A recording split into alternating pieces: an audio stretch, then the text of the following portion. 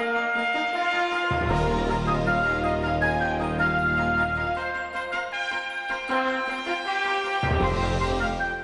everybody, welcome to this week's episode of The County Seat. I'm your host, Chad Booth.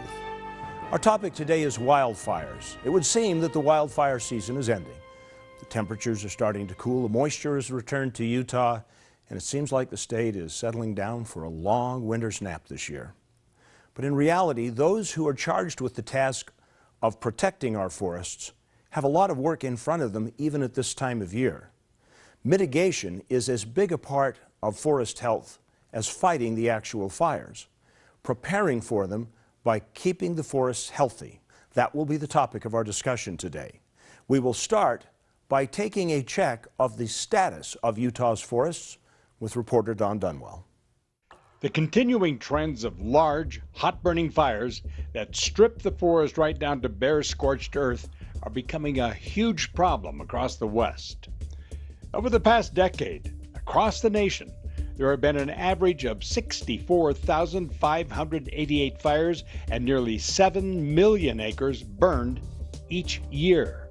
This year in Idaho, we burn up another 1,700,000 acres. Last year it was almost 2 million. And you know, we continue to add fuel load in the forest and expect that it won't burn. Well, it is burning, and that's not a good way to manage the forest. You know, it's not good for the environment, it's not good for wildlife habitat, it's not good for the watershed, it's not good for the economy. The forests are in the worst condition they've been in 50 years. We've got forests that are burning down. Then you have the fire and the devastation. We're seeing it now. Huntington Canyon, after the fire, you then devastate the watershed for generations. That's the road we're on now. A number of local government officials, researchers, and land managers suggest there's a better way to manage the forests where fuels are removed and put to good use. Back in the late 1800s and early 1900s, I think some of the, there was clear cutting, and people were, going in and just taking timber and the like, and so there needed to be a change then, but I think we've gone too far. I would be happy if we could actually manage the land, and actually do what's environmentally correct for the resource, rather than burn the land and kill the wildlife in the catastrophic fires. The hard part is when we have these federal agencies and these really well-intending bureaucrats that are in there, and park managers and BLM managers, etc. These individuals really care about the land, but they can't do anything. They can't get out there and do any restoration because all these different stakeholders are holding them and fighting against each other, and so nothing's getting done. So the default on our public lands now is no action. In Idaho alone, if we were harvesting the sustainable yield, we would be creating about another 20,000 jobs. Plus, we would have the impact of the revenue from the sale of that product. It is a huge economic impact to all the western states.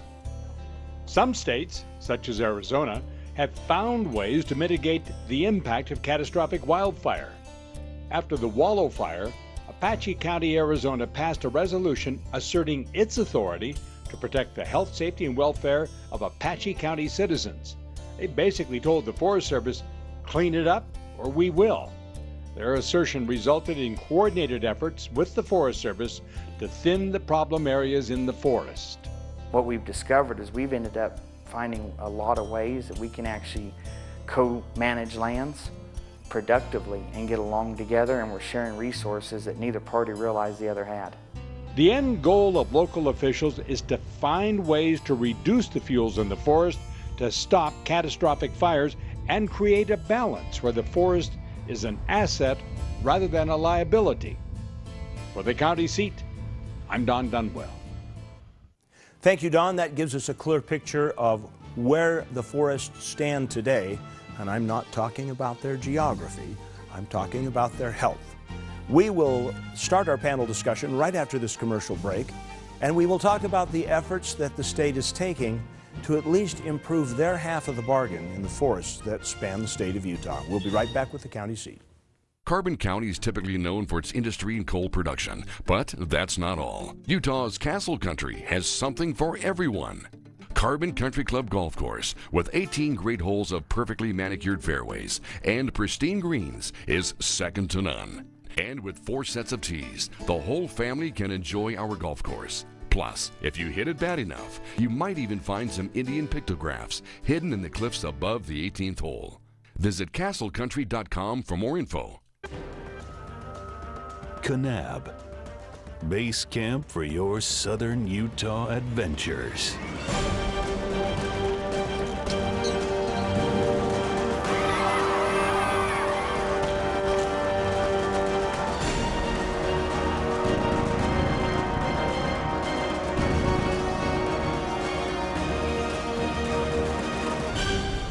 You belong in Kanab. There's no need to travel far to find that perfect family adventure. Welcome to Yuba Reservoir. Boating, fishing, camping, and ATV trails await your next visit. Join us in Juab County. It'll change your family forever.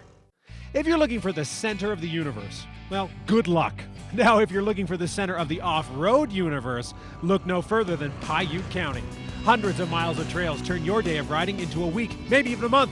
Heck, a lifetime wouldn't be enough. Take off right from downtown Marysville or Circleville and experience fall colors that rival the most famous destinations in the world. There will never be a better time to ride the Paiute Trail than right now. Explore Paiute County and discover the magic and beauty of the land where the rainbow ends.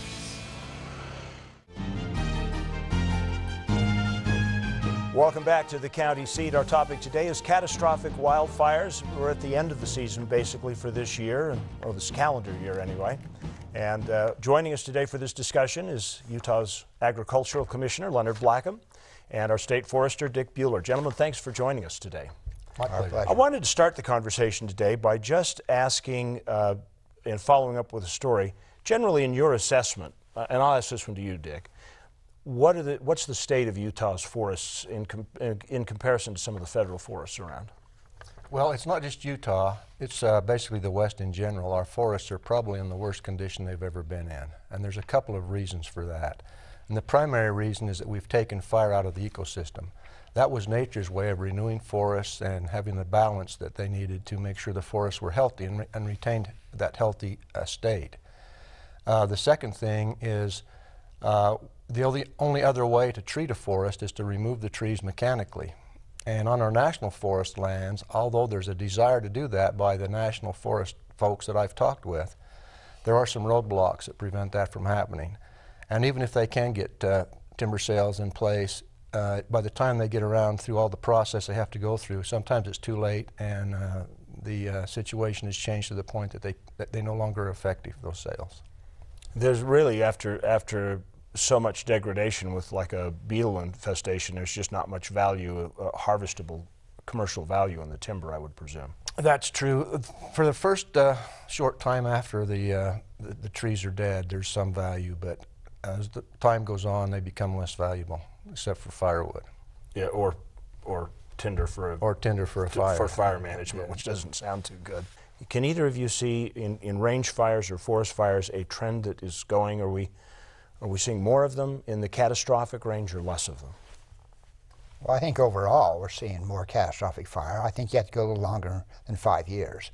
But if you went back 30 years, 40 years ago, and very seldom do we have a catastrophic fire. Now we seem to have one every other year or so, and thank goodness it's not every year. Our range conditions, and that's mainly on the west part of the state of Utah, of course, are in bad condition as well. The problem's quite different. It's not an issue of the lack of harvest, it's an issue of invasives. And it's primarily cheatgrass and the over-invasive nature of pinyon junipers that have encroached so much of our rangeland. So, you know, we kind of got two problems. Mm-hmm. Got the range problems and we got the forest problems. But we definitely have, like Dick said, poor health conditions in many of our ranges and many of our forests. Okay, so we talked prescriptively a little bit about the fact that we're not harvesting timber. What are we doing wrong on the rangelands? Well, the rangeland, we need to get in there and do some restoration work, and we're doing quite a bit. And we probably actually should do even a little heavier grazing. And many areas we need a little more flexibility in our grazing. So if we have a wet fall like we are right now, we're going to have a lot of cheatgrass production here this fall and next spring. And we need to be probably a little more aggressive in grazing that early, or at least doing areas of heavy grazing to reduce and create a fire barrier, you know, and that way if we do have a fire, we can reduce the size a bit. Now, are these already on established AUMs and grazing allotments that are already out there, and it's just a matter of extending the period they can graze there, or are these areas that are off limits? Well, it's generally in existing grazing units. And but you know, as they write most of those management plans, there hasn't been much flexibility there, and we just need to get a little more flexibility into that program to allow that. In some of these areas, we ought to winter graze, in fact, but we need to be careful, because if we winter graze and then overgraze that, there'll be nothing left for the regular grazing period. So it's kind of a fine line, and it probably is going to require some additional methods of doing it. Maybe it'll take some electric fencing, may take some hauling of water. But you know, maybe there's resources that aren't busy in the wintertime. Some of these firefighters maybe could haul the water in the winter. Maybe so. We really have got to talk about the fence, Leonard. We've got to talk about your magical fence. I think you should patent it. Tell us a story about that. Well, you'll see here two pictures, one on the left and one on the right. If you look down that barbed wire fence, for miles, that fire didn't jump that barbed wire fence. And so we tried to figure out, what did that fence do? And then all of a sudden it became pretty obvious. It held the cattle on the one side, and we grazed the one side, and we didn't graze the other. And grazing is probably the most effective tool for the removal of fine fuels. And even in the forests. Right. A lot of our forests, if you get too much undergrowth, then they burn different than in the absence of that. And I noticed that yesterday I had the opportunity to drive across Highway 14, and I went through the fire area. And I noticed, usually you see the crowns burned off, but I saw living crowns with charred trunks, and so that told me that that was a very different kind of fire as I'm starting to learn about them. Right. We've talked about, you know, like mitigation on the rangeland side. Let's talk about the challenges if we were to go in and try and, you know, healthy up the forest. If we got past the courts and NEPA and all those other things, what would we do? Well, first of all, let me just make it clear that I think the NEPA process is a good process, and I think it needs to be modified a little bit. I think we need to have public input in what we do, definitely, because we're dealing with public lands. But given that, we have been for many years doing a lot of fuel mitigation work around mountain subdivisions, and that mitigation work is in cooperation with the property owners. They're called community wildfire protection plans. And we work with the communities to put these in place. And what we're trying to do is protect life and property. Where we do have subdivisions and developments, we're trying to protect those properties. We're also doing a lot of mitigation work in areas where we think we have a potential for wildfire adjacent to, like, busy highways and that sort of thing. In cooperation with the counties, the BLM, and the Forest Service, the primary large landowners in the state, we're doing a lot of mitigation work. The highway that goes between Cedar City west to westward out of Cedar City, I forget the name of the highway. Well, there's one that goes out to Enterprise? Yes, that highway. If you drive that highway, you'll see an awful lot of mitigation work that's been done on both sides by the Forest Service, the BLM, and the state. Mm-hmm. And that is because we know that there's good potential that fires will start along these roads. We want to do the mitigation work so we can catch them when they're very quickly and prevent large catastrophic fires. Very quickly, you alluded to the fact that fire really needs to be part of the prescription for the forest, and that it's a tool that needs to come back into the toolbox. Yes. It's kind of not there. If you're going to take that stand, do you have to alter what you're doing in that community interface type management? In other words, if we're going to start burning big tracts of land to regain health in the forest, do we have to have a bigger buffer to keep the fires out? That's part of it. We do a lot of pre-work, pre-suppression work to make sure that we can stop the fire when we start it. But there are narrow windows where we can burn. The fuels have to be the right fuel moisture. We have to have the right air movement so the air quality isn't jeopardized. Mm-hmm. So there's a lot of things that have to come into play, and there's very small windows, and sometimes we can't burn within those windows. And so because of all the On the related issues, sometimes it's hard to do those prescribed burns, but we're doing the best we can in a lot of places. So when we come back, I'd like to talk about the Office of the Governor and what steps and how he's prioritized this. And I would like to talk a little bit more about mitigation and the new thinking in conservation. So stay with us. We'll be right back with more of the County Seat with our discussion today on catastrophic wildfires. If you've got friends that have got a cabin, this is a good time to call them on the phone. Tell them to join us in this conversation. We'll see you after the commercial break. Almost 45% of the oil produced in Utah, 7.8 million barrels, comes from Duchesne County. That oil feeds our state economy, provides job growth, and supports local business. Here in Duchesne County, we're working to make Utah an economic, cultural, and technological leader. Whether you're here for business or pleasure, Duchesne County will welcome you with open arms and invite you to explore all the beauty of the Uinta Mountains. Duchesne County, close enough for business, far enough to get away. There's no need to travel far to find that perfect family adventure. Welcome to Utah's Nebo Loop Scenic Byway, 38 miles of winding highway through the southern end of the Wasatch Mountains. Join us in Juad County. It'll change your family forever. Carbon County is typically known for its industry and coal production. But did you know Utah's Castle Country has something for everyone? The motocross track has been acclaimed as the most popular in Utah with a variety of technical and natural terrain, and it even includes a pee-wee track. Visit castlecountry.com for more information.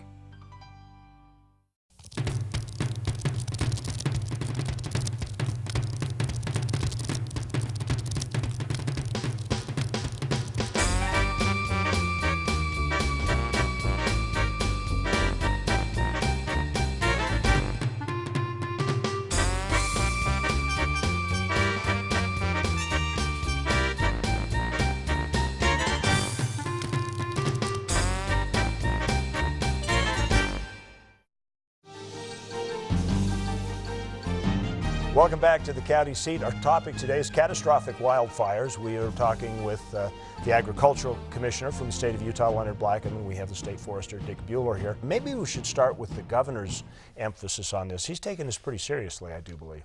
He has, and a year ago, and we had a bad fire year a year ago. And I happened to be with him that day when we was talking about it, and he says, you know, we need to study this issue and see if we can't invest a few dollars up front and save a lot of dollars in the backside. Do you think that's possible?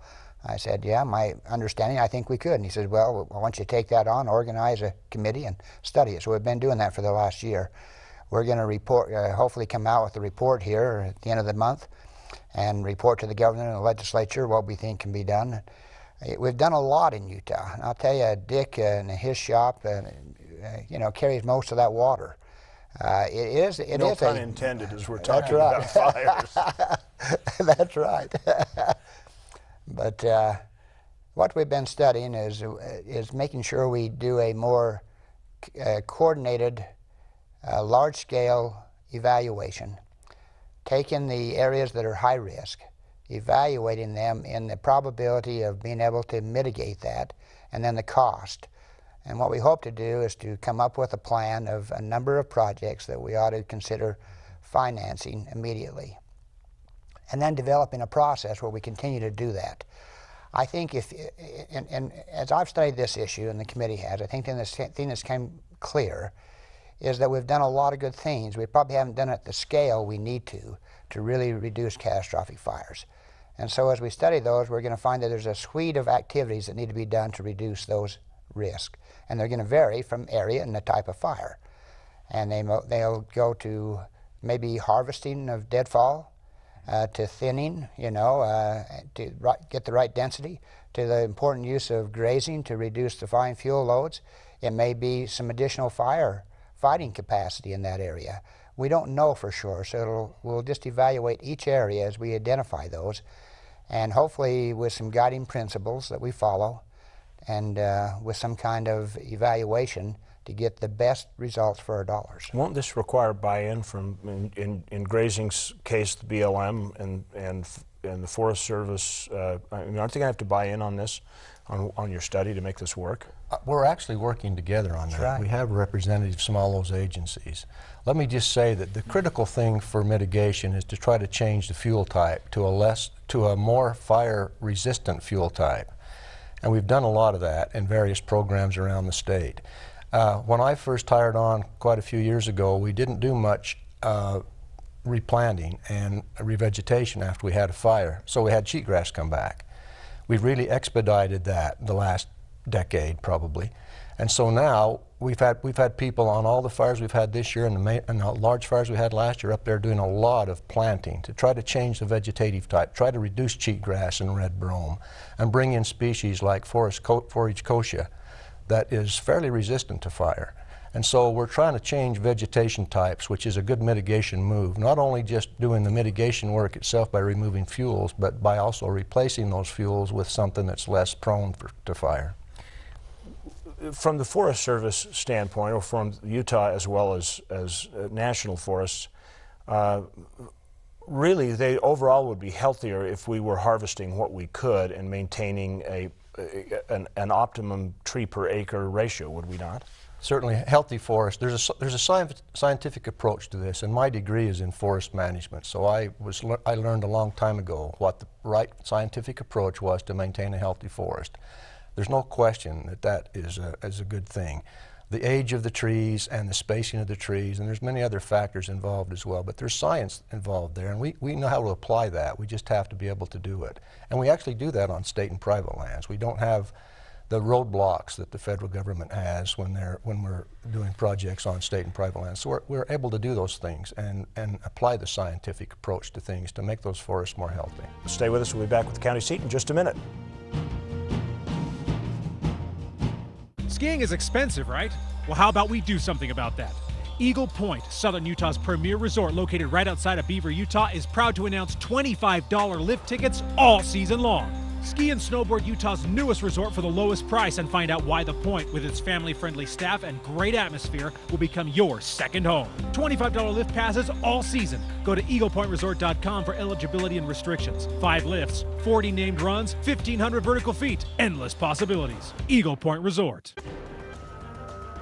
Kanab, base camp for your southern Utah adventures.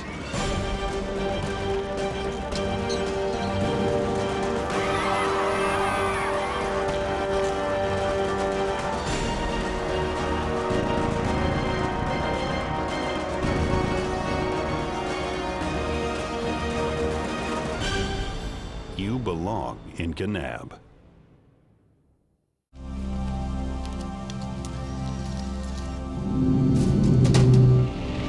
Unlimited opportunity for adventure. It's all about knowing where to look.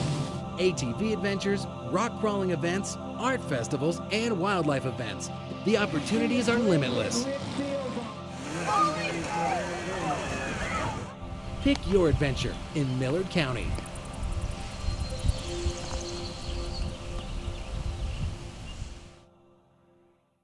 There's no need to travel far to find that perfect family adventure. Welcome to Yuba Reservoir. Boating, fishing, camping, and ATV trails await your next visit. Join us in Juab County. It'll change your family forever. Welcome back to the county seat. Our topic today is on wildfires. I do want to talk about rangelands and forest, and we've kind of alluded to the fact that fire's got to be part of the prescription. But the forests are so overgrown now that basically if a fire takes off, it is going to be a Yellowstone grade fire. And here we are, what, 32, 33 years from the Yellowstone fire. And if you go in from West Yellowstone, you're just now starting to see normal looking growth in that area, that overgrown area that was burned. So if we go back to that, how many years do you think it'll take until the rangelands and the forest get to a place where using fire as part of the mix, it becomes healthy and you know, it's self-sustainable, I guess is the question. Either one. Well, let me just first of all say that nature has a fantastic way of renewing itself. Even the fires we had last year and some of the big fires last year, the oak brush comes back almost immediately. And so does the aspen. And so nature can really mend very quickly. You're not going to see the large trees, for instance, but you're going to see very quickly the natural process coming back to repair those lands. It happens pretty quick. That's good to know. Now I want to talk about one other thing, water. Water has a lot to do with the range, the upper rangelands, the forests. So let's talk about this as an urban impact. You know, what do the health of the forests affect the guy in the city? Because he doesn't seem to care much. Well, we haven't had one of those incidents that has had a substantial impact on the urban folks yet. Little air quality issues off the West Desert, but you know, it's been fairly minimum. But we have a lot of our fire sheds above the urban areas that are very prone to fire, and if we have a fire there, it's going to dramatically impact water quality and water issues on the Wasatch Front. The upper Weber's in bad condition, and if that happens to be burn hot as it will because of all the condition, the amount of silt and runoff that's going to go into the reservoirs that supply the water along the Wasatch Front can be very damaging. It could cost millions of dollars. A few years ago, such a fire happened in Denver area, and that cost the Denver area folks about $144 million. So, you know, if we can get ahead of these and spend a few $1 million improving those upper watersheds, we may save the taxpayers a lot of problems and maybe even their water supply, because we don't want to fill all these reservoirs full of silt. We need them to store water, not silt. What do the legislators need to hear from this conversation we've had today as the session comes up? It's going to take a substantial investment to get on target to get this thing turned around. As Dick said, we're not going to do it over a short period of time. It's going to have to be a consistent investment to get there, and step by step, year by year. Probably take us, we didn't get here in 1 year, we're not going to get out of it. Probably take us 20, 30 years to, you know, get to the condition where we'd like to be. And it's going to take some investment, some significant investment. $500,000 is not going to do the trick. Will we most certainly have spent more money fixing fires that burn out of control than we will to keep them so they don't burn so much? I can tell you that fire suppression is extremely expensive, and it's becoming more and more expensive all the time.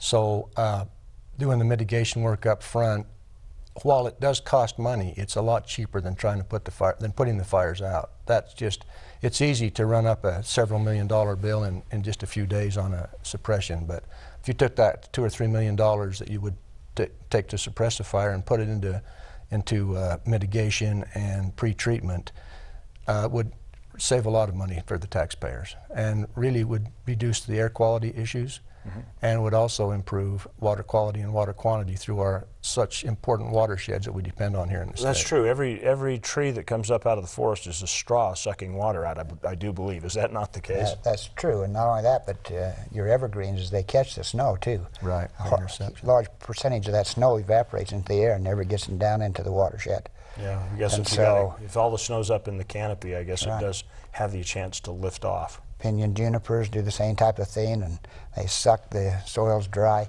Water quality and water quantity are tied with fires and land health. Gentlemen, thank you for joining us today on the County Seat. It's been a great conversation. We invite you to watch it again online, tell your friends about it, and we'll see you next week on the County Seat. Remember, local government is where your life happens. Get involved. Thank you for joining us.